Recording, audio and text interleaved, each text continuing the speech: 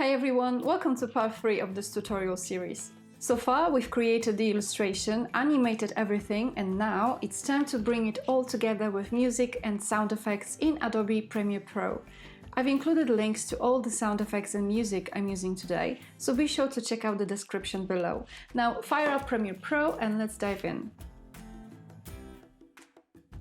We'll start by importing all the media into our Premiere Pro project. First, I'll drag and drop my After Effects composition along with the music and sound effects files.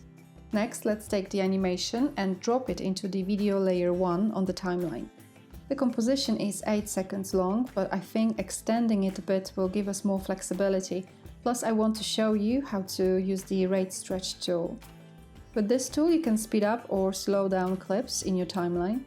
It's hiding under the Ripple Edit tool. But if you're happy with the shortcut, then just press R on your keyboard. You can see the pointer has changed into a little symbol, and we can now place the playhead at 13 seconds, then grab and stretch the clip like this.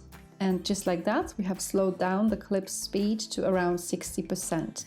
Now let's sort out the music. Drag your music file into the audio layer 1.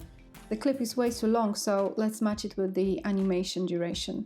We can easily do this by using the remix tool. So let's grab the end of the clip and change the duration to 13 seconds.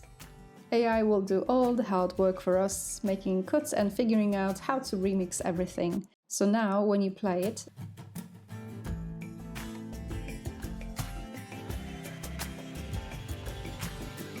your clip is 13 seconds long and it sounds seamless. Super cool. After that, reduce the clip volume level to -8 decibels. Next, we'll mute the music so we can focus on the sound effects. You can press the M button here, and I'll start by dragging the air whoosh sound into the audio layer 2. We'll use this for the sound of the camper van passing by the trees. The sound is a bit too long.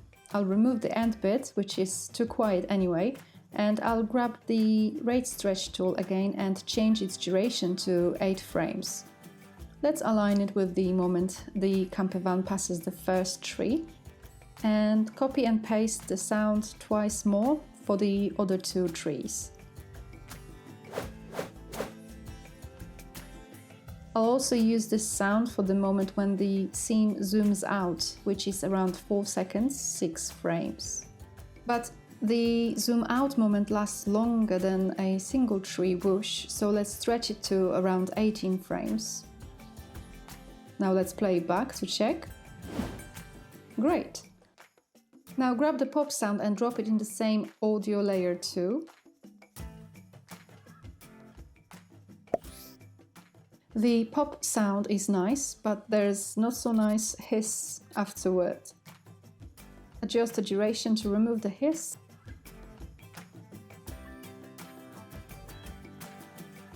And align the pop with a tense pop-up moment. Then copy and paste the sound for the dark blue stadium shape drop,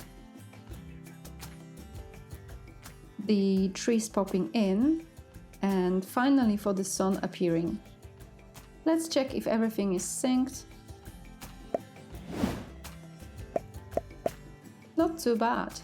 Next, we'll add the old car arriving sound, so let's drop it into audio layer 3.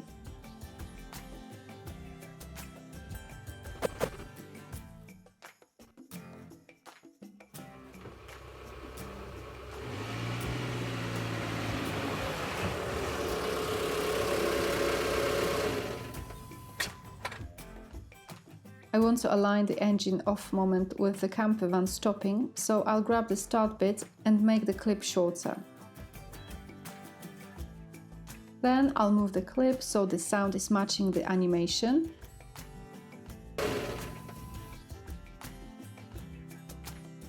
Right after that we have the water waves reveal, so let's bring the river in the forest sound to the same layer. Now I'll adjust the length so it stops at the end. So I'll grab the razor tool and make a cut right at 13 seconds. Then I'll select V on the keyboard and bring the selection tool, and I'll select and delete the unwanted part. Now I need another audio track, so let's right click on the A3 layer and select the Add Track. Then let's grab the atmosphere of a river at sunrise sound and drop it into audio layer 4.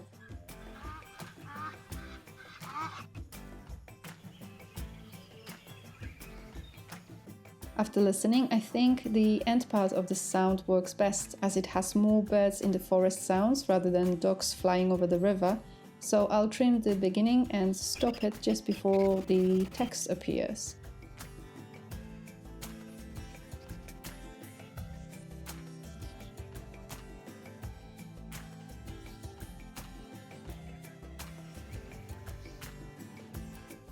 Then I'll drop in the keyboard typing sound in the same layer, adjust its length and sync it with the moment the text types on screen.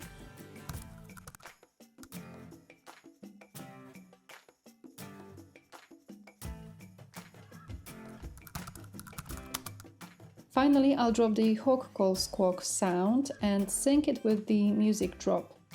Now I know we don't actually see a hawk in the illustration, but when you're out in the forest or up in the mountains, you often hear wildlife before you see it.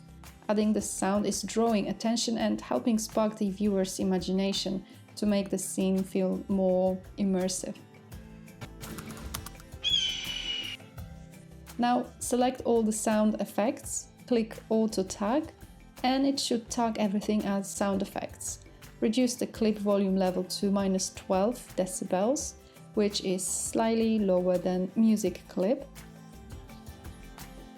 Let's unmute all the tracks and play back.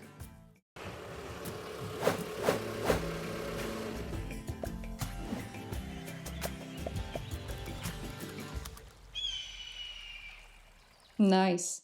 Now you can really feel the camping vibe. I love it. I think I'll increase the type sound to the -5 decibels to bring it up a little.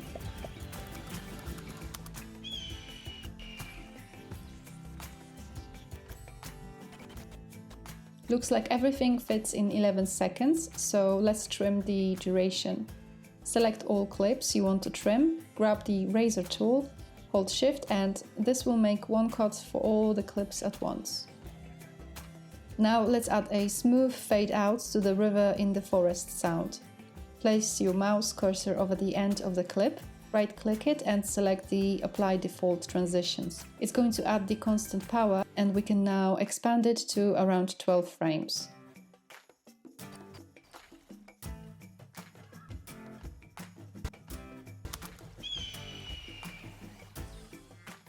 And all you have to do now is go to the Export tab, choose your preferred location, preset and format, and export your video.